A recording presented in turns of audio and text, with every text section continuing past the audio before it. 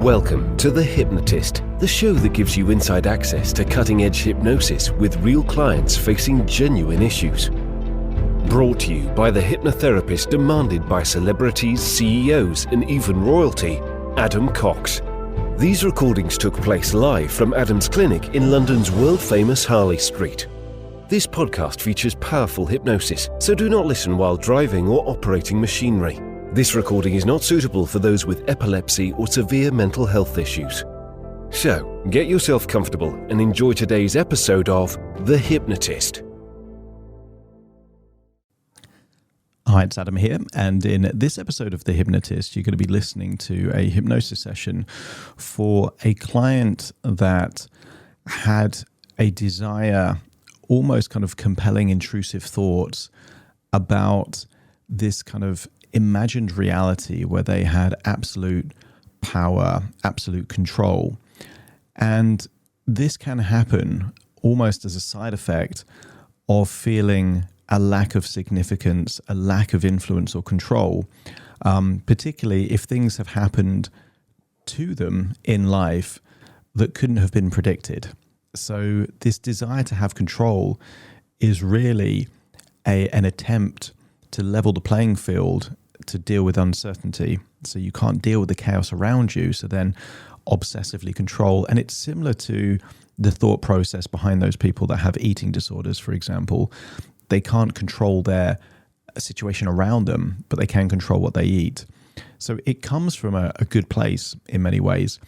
For this person, it was a man that grew up in an environment where strength and being domineering was rewarded with female attention, with respect from male peers. And therefore, there was this deep desire for them to be a fighter, to be strong, to be big, to be tough. But clearly, that wasn't aligning with them because they'd had this way of thinking for like a long time, and it wasn't doing them any favors. And it almost looked like their body was fighting them, because sometimes the body does things to keep safe. And if you pursue the life of a fighter, a warrior, a tough guy, well, you're much more likely to end up either dead or in prison. So what you're going to hear in this hypnosis session is looking at what is required to have power and control. Normally are qualities like responsibility, like personal responsibility, but also self-discipline. So generally the most influential, powerful people in the world are those with the most responsibility.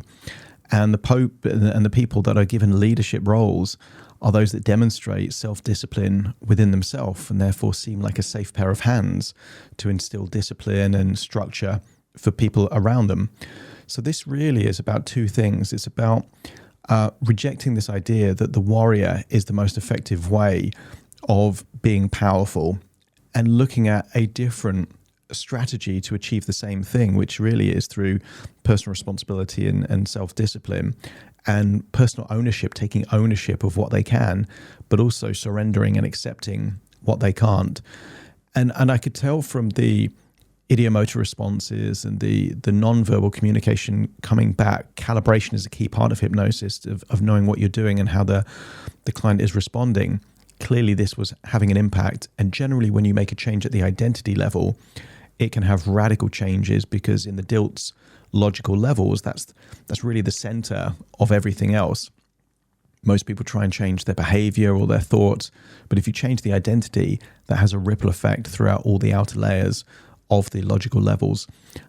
So this was a very powerful session for the client that I was working with. Hopefully it's a powerful session for you. But if you are, let's say, dealing with an identity crisis at some level, or feel that you have a desire to be someone that you're not really sure that is the person you're meant to be, or you're having intrusive obsessive thoughts about power and control, it might be worth scheduling a free consultation call with me in the link in the show notes to explore working with me directly. For now, though, there's a lot of very powerful metaphors and suggestions in this hypnosis session that could enable you to tap into a powerful identity linked to self-discipline and personal responsibility. So find a quiet place where you won't be disturbed, relax, and enjoy the session.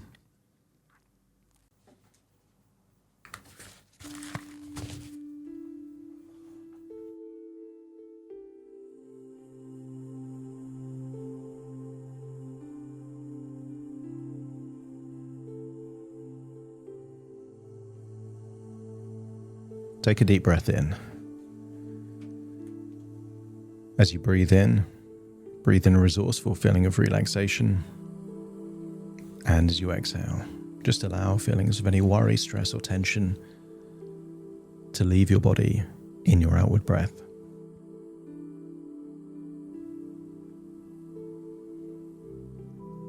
As you breathe in and breathe out, become aware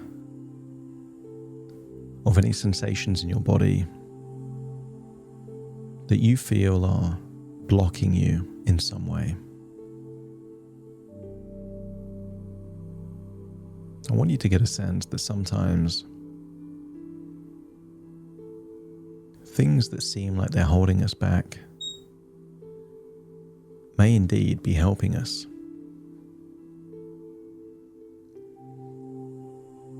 I want you to think about the nature of pain. If you were to break an ankle or a finger, the pain is there to protect that part of your body while it's healing. And sometimes, if there is a pain related to eating a certain type of food or eating too much, the pain is designed to provide feedback to create changes in the future.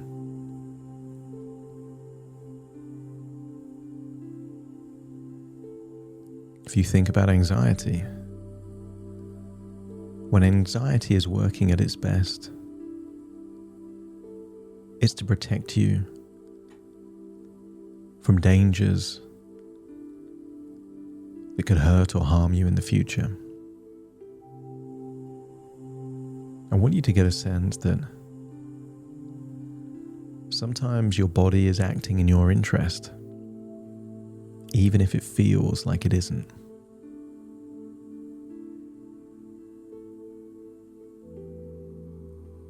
Continue to breathe in and breathe out, letting go of feelings of tension, stress, or worry.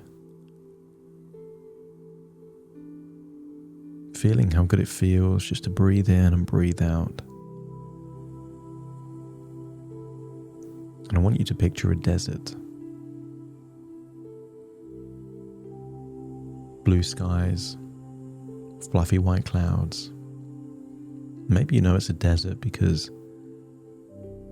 you can see a cactus, or the shape of the landscape, or the color of the sand. And I want you to get a sense of what it takes to have power. I want you to create an image of a castle here in this desert. Quite often the kings were the warriors that won wars, and the prize of victory was that you became a ruler of the kingdom that you conquered. I want you to create an image in your mind of battles taking place long ago, where kings back then were generals and leaders, rallying their troops into battle. I want you to get a sense that the level of responsibility required to look after an army of men is immense. I want you to get a sense then,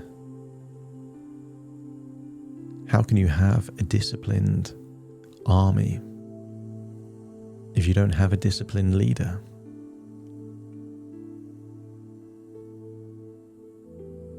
As you think about the king in a castle, I want you to accept the suggestion that the power and the influence they have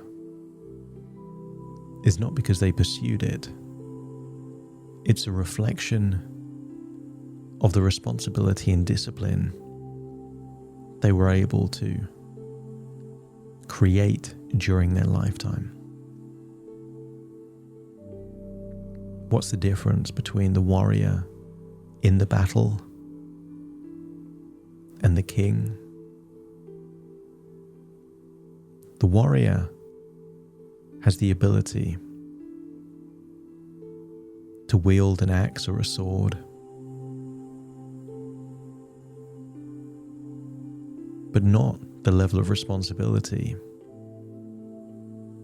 to ensure that everyone in the army gets fed, to ensure there is clean water, to ensure the sick are healed.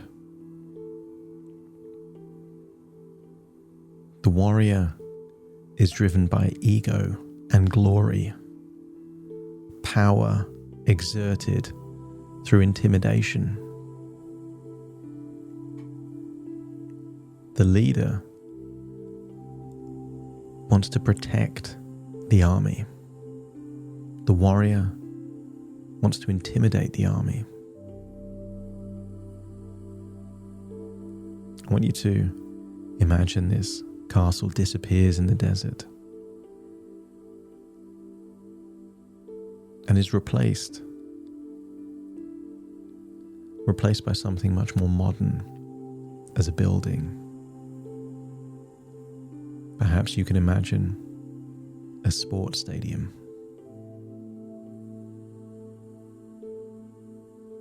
And I want you to think of a sport that you admire. And I want you to think of people that are attracted to that sport simply for fame, for influence, for validation. And the people that are drawn to it for those reasons really don't have the level of influence or impact that maybe even they would want. And then imagine those people attracted to the same sport with the highest levels of self-discipline. They'll train when no one's watching. They'll work harder to look at their weaknesses and improve them. Every failure is an opportunity to learn.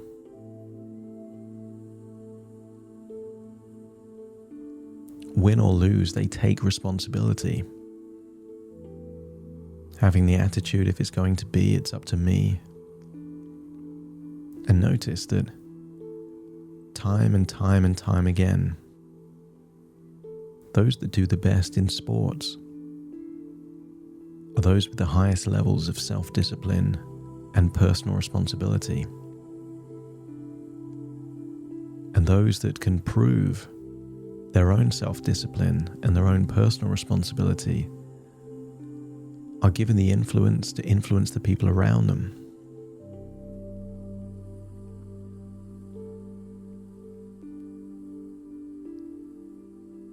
I want you to imagine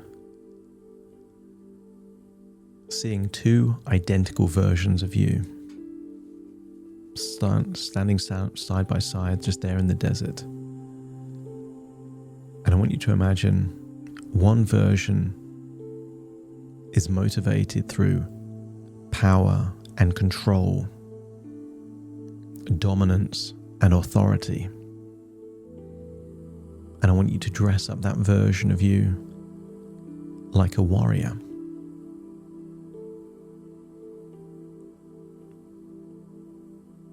And then I want you to imagine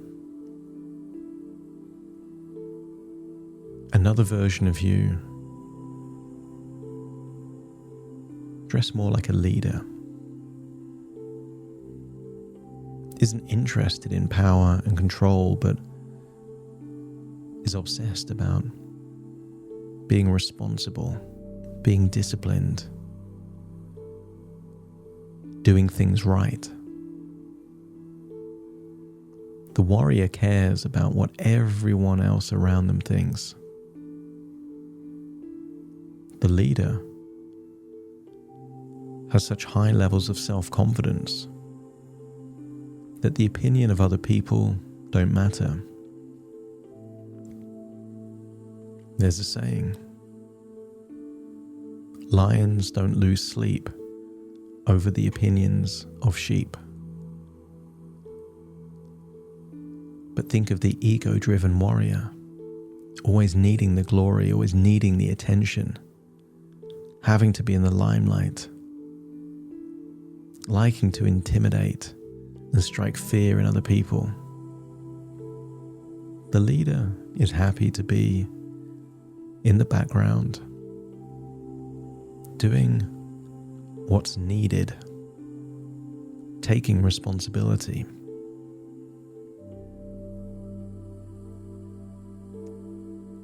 The leader surrenders to the reality of the world, knowing that if they take responsibility, if they're disciplined, and if they work on important things, they will be rewarded disproportionately because so few people take that path. The warrior goes down a different path. The warrior always needs to be adored, feared, respected. The warrior has given their power away to the people around them. The leader has personal power that they keep for themselves. The warrior can be controlled by other people. The leader is in control of their own emotions, calm, composed, willing and able to handle the pressures.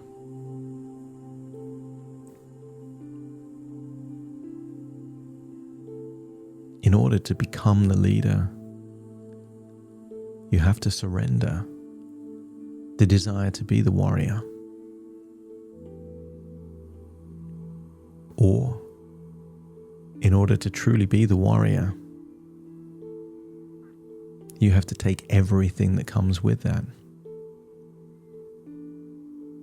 The ability to be goaded and manipulated.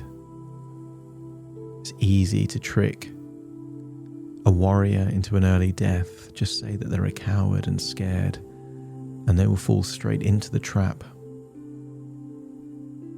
They have the illusion of strength, but mentally they're weak. The leader does no such thing because they don't care about the games that other people play. So to be the warrior, you're giving up your power. To be the warrior, you're giving control of your life and your future to the people around you. Some of the highest profile warriors in the boxing ring were manipulated their whole life.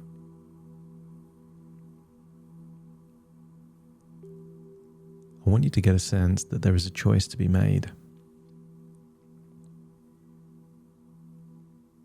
as to what you really want your life to be about.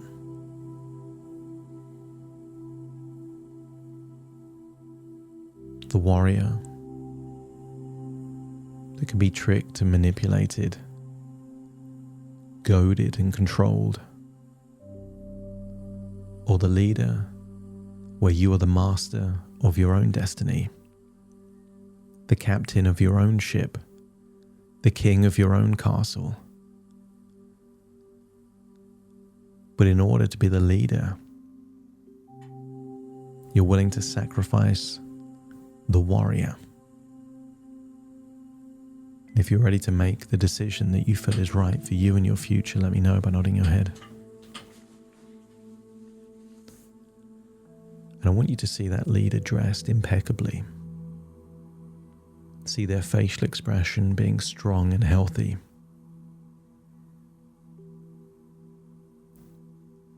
See them full of qualities that you admire, like personal responsibility, self-discipline, and that stoic balance of controlling what they can control and accepting what they can't. And the great stoic of all, Marcus Aurelius, was famous for saying that whatever was the barrier to the way, the impediment to the way, is the only way. And perhaps the barrier that's been there all along is the very thing that you must pursue. You've been chasing power and control for years, and your body's been fighting you. But by letting go of the desire for power and control, perhaps your body will support you, empower you, encourage you. And if it feels like the same body that's been steering you away from the path of the warrior is the same body that will encourage you down the path of the leader, let me know by nodding your head. And if you're willing to step into the identity of being a leader doesn't mean that you have a tribe of people that follow you. Being a leader is starting with yourself. The decisions you make, what to focus on, what to do with your time. And by being responsible with the small things, you'll be rewarded with opportunities for bigger things, and then bigger things still. A warrior is limited in their opportunities. A leader can create their opportunities. And when you're ready to step into accepting yourself, not as a future leader, but as a leader right now, in this moment. Because who is leading your life if it isn't you? And when you're ready to step into that identity, let me know by nodding your head. And then step into that version of you. And feel immediately, having let go of the warrior, that your body can relax.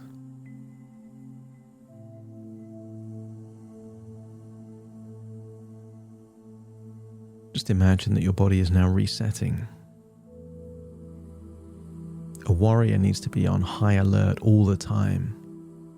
A leader doesn't. A warrior has to be ready for a life or death situation at a moment's notice. A leader doesn't. So allow your body to adjust to this new identity. You don't have to be hypervigilant. You can slow the pace of your life and focus on choices that enable you to steer your life in the direction that you desire. Taking personal responsibility for everything in your life. What's good, what's bad, and also what needs changing. And realizing that discipline is the solution to the barrier that's been preventing you from moving forward. Tap into that feeling of discipline and personal responsibility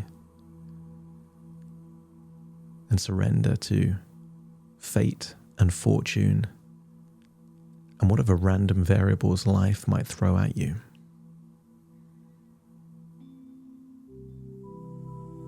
Only an idiot would try and control the weather.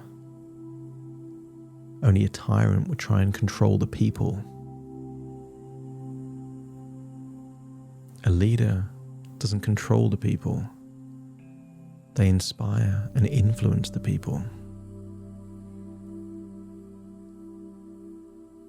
And when you're ready to let go of all the baggage you've been holding through this desire to be a fighter, a warrior, and instead fully embrace this new direction in life, physically, metaphorically, you can let go of all that emotional baggage you've been carrying and feel a reconnection with a purpose, a desire to lead yourself first and others when you're ready. Let me know by nodding your head when you're ready. That's it. I want you to imagine you're now leaving the desert, but you leave the desert as a leader, leaving the warrior there to take their chances with nature. Find yourself returning to the present, taking all those resources with you. As you take a deep breath in through your nose and out through your nose. Wiggle your fingers, wiggle your toes, get a sense that you're aligning with this new identity, a useful, positive identity that your body no longer has to fight you on. And slowly but surely, the more personal responsibility and self-discipline that you demonstrate, the more trust you will build with your body that it is safe to empower this choice in your life. As I count from 1 to 10 to awaken you, you will awaken feeling resourceful, inspired, but also aligned with a useful, more helpful identity.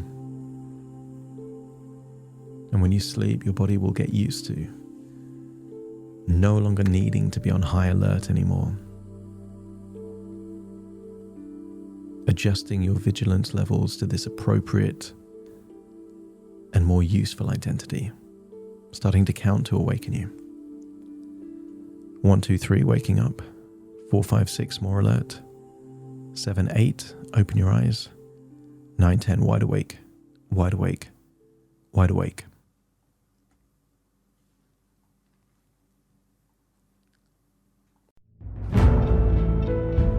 Thank you for listening to The Hypnotist with Adam Cox, the show that gives you inside access to cutting-edge hypnosis with real clients facing genuine issues. To automatically receive the latest episodes, please subscribe.